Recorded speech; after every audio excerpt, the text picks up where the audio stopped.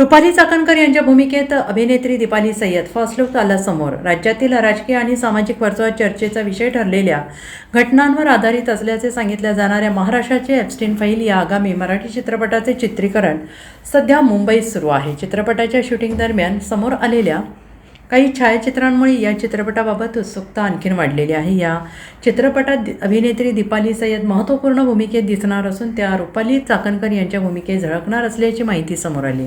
दीपाली सय्यद यांचा या भूमिकेतील फर्स्ट लुक नुकताच प्रदर्शित करण्यात आलेला असून तो सोशल मीडियावर चर्चेचा विषय ठरलेला आहे. त्यांच्या व्यक्तिमत्वाशी सुसंगत अशी वेशभूषा, देहबोली आणि लुक पाहून अनेकांनी त्यांच्या भूमिकेबद्दल उत्सुकता व्यक्त केली आहे.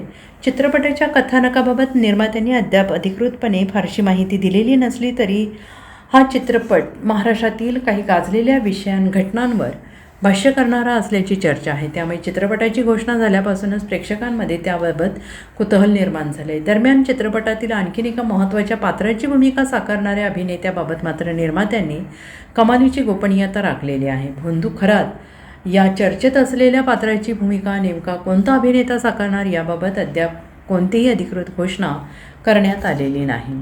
Bureau report, SBN Marathi, Mumbai.